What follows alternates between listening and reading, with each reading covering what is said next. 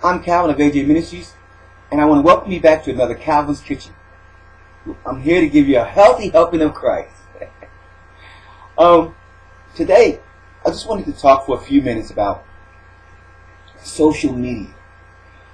And everybody is on social media. Everybody and anybody from the age of 8 to 80 has a media footprint. And a media footprint is only a Facebook, a Twitter, a Instagram. That's your footprint. That's a way of tracking you, that people see that you're around or what you're doing. A lot of people don't know that is open access, or realize that it's open access. Open access meaning it's not a private thing. It's a public thing that anybody can use against you. So if you do something on Facebook, YouTube, Instagram, Twitter, whatever else, if you do or say something, they can't hold it against you because it's public knowledge. It's it's just like anything at the if you go down and look for a rent receipt or a docket number for a case, if you go down to the records, city hall, and you ask for that specific thing, if it's public knowledge, you can get it without a problem.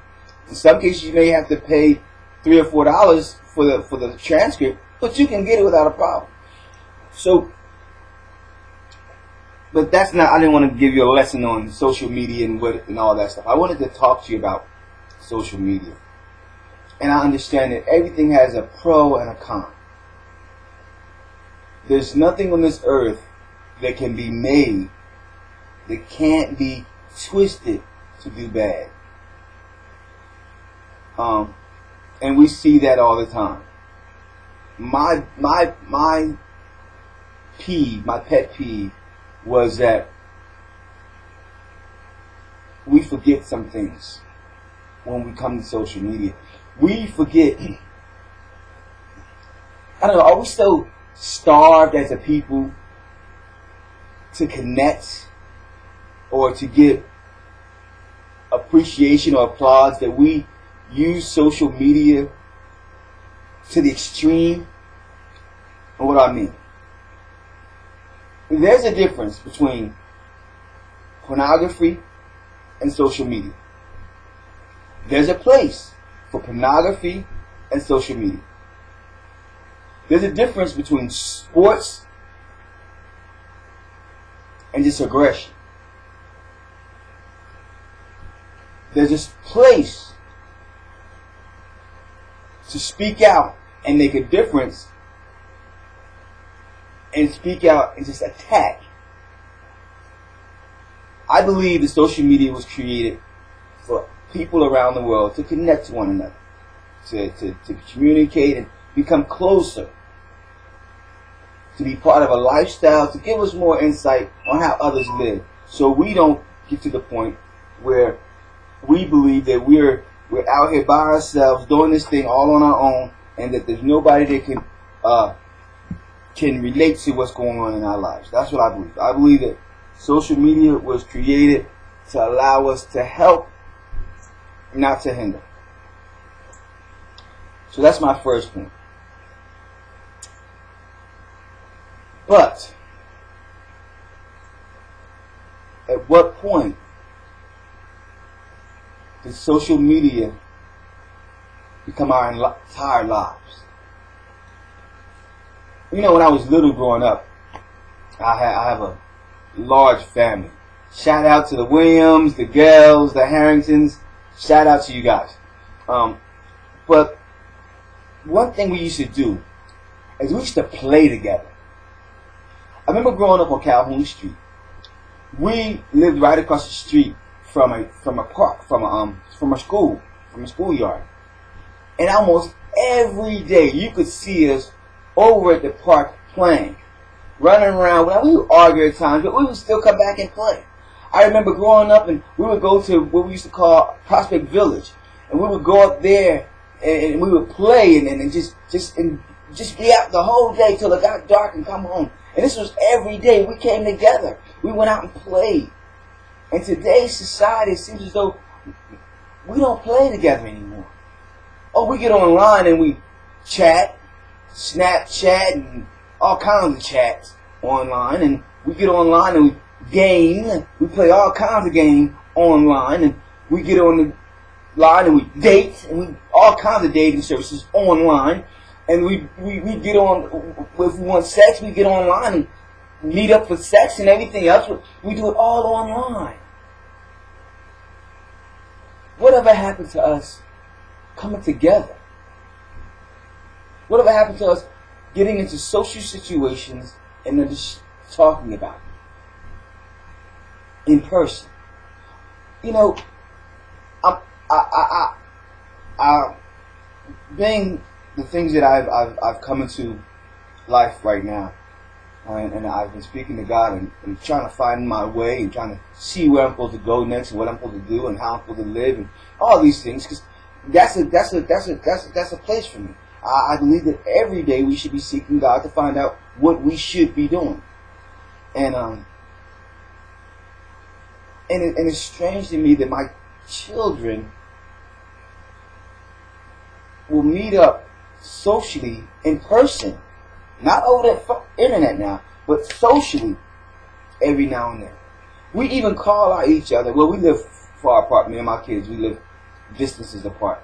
But when we talk to each other, we talk over the phone, or we'll chat over Skyping or something like that. Very rarely do we come into physical contact with one another. And I'm wondering, is that taking away from our lives? I'm wondering, is that taking away from the blessing of family? You know, when I was growing up, the older people in my family, we used to look up to them.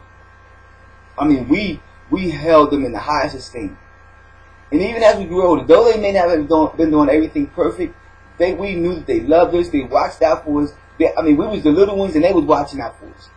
Shout out to my older relatives. I mean, you guys set a line and patriots of my family, and you guys held us to a standard.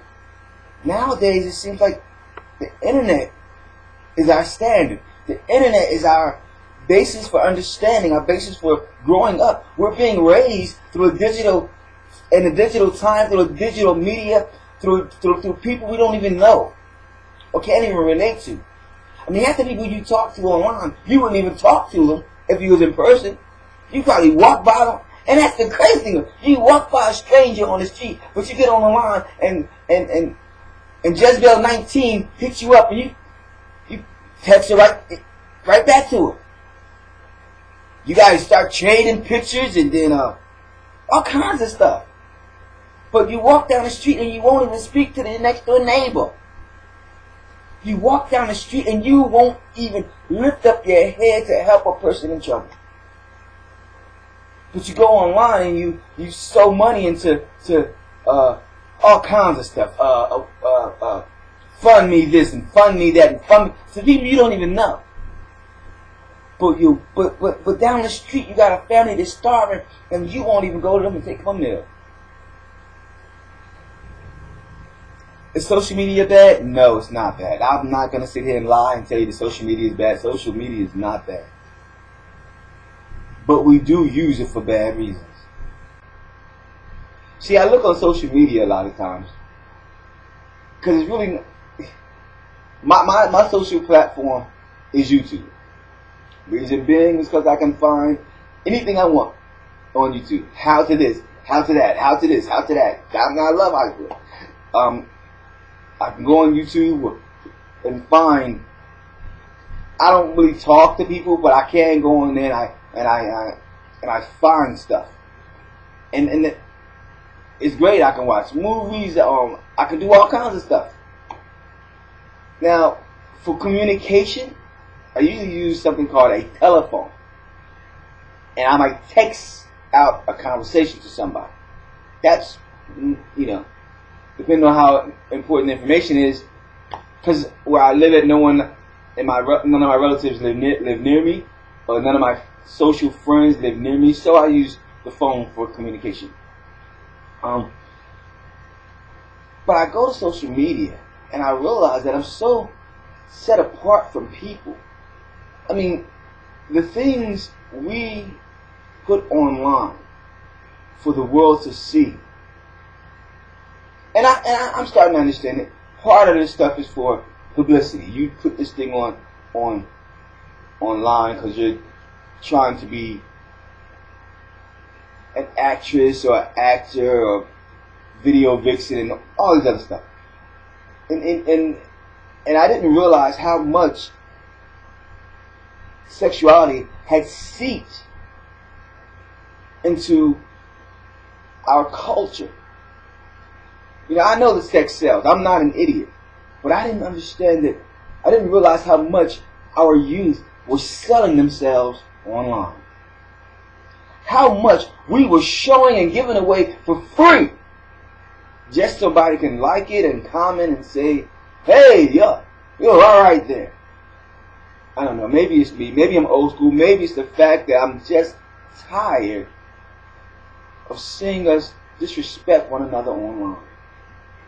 Of seeing us, saints and sinners, men and women, black and white, orange and gray, seeing us disrespect one another. I don't know who told us, or what happened with our society when we believe that the best way to relate to another person is to show them everything we have. My mom used to say stuff like, boy, change your pants. I can see all your goodness. Because it was too tight. So she was saying you can see or your mama used to say, girl, go put you another shirt on. All your girls is out.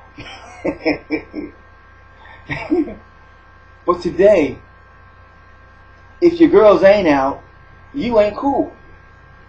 If you ain't showing too much, nobody wants to see you. Or nobody will like it, nobody will comment, nobody will follow you. You know, I looked at a person's page the other day. They had about 3,000 followers. Literally 3,500 and some followers. I forget the exact number. It was like 3,500 followers.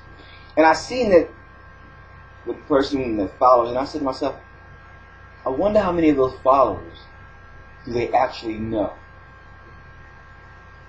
Have they actually communicated with? Or even talked to in person? You know, I don't have a lot of people on my timeline because I choose my timeline. If I don't know you or come across you in some kind of social situation in my life, I really don't put you on my line. Why? Because I believe that social media for me to keep in touch with those who have relevance in my life, my family, my kids, my church, my social network, my inner circle. Those are the people I think and when I get online, I'm not taking off no shirts.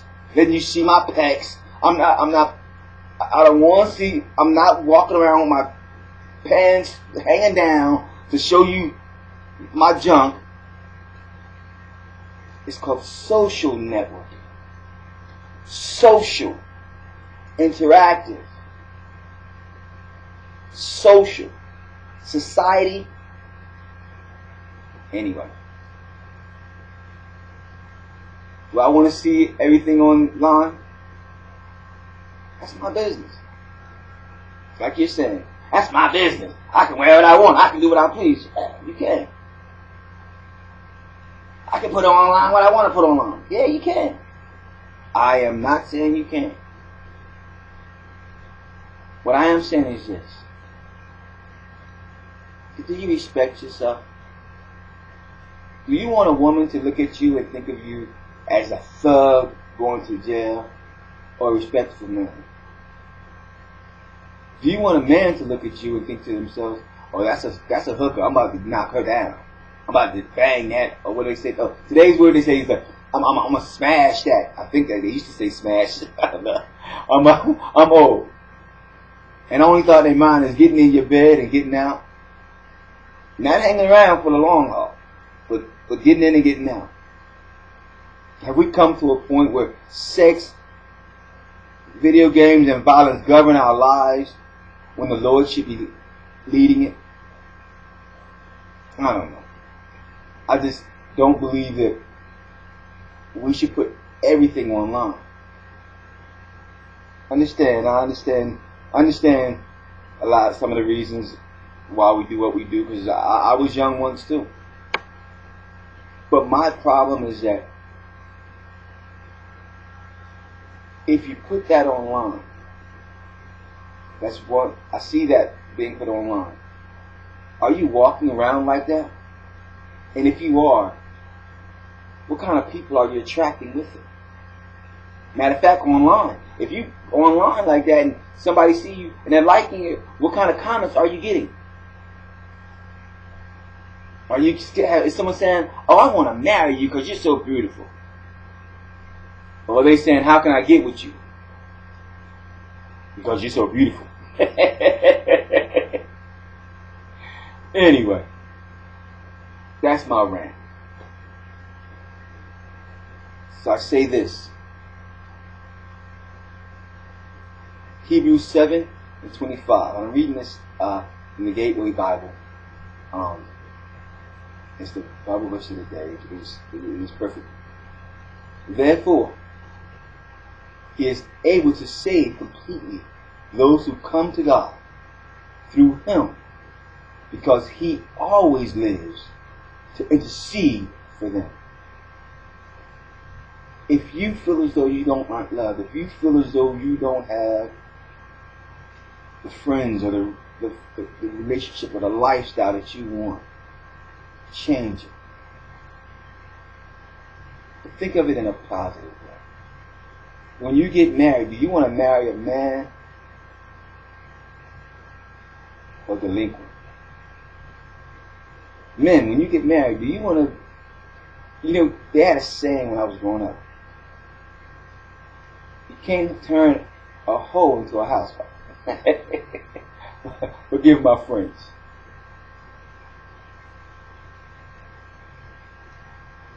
Today's society, I don't know what you say.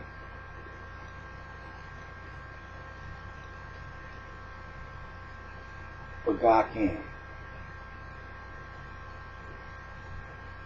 God can take your faults and clean them. He can take your fears and bind them. He can take your inhibitions and release them. But He can do it the right way. I love you. I want you to be better people. Like I want to be a better person. Every day I strive to be a better person. And I want you to be better. I'm Calvin. This is Calvin's Kitchen. Let's make it happen. Be blessed.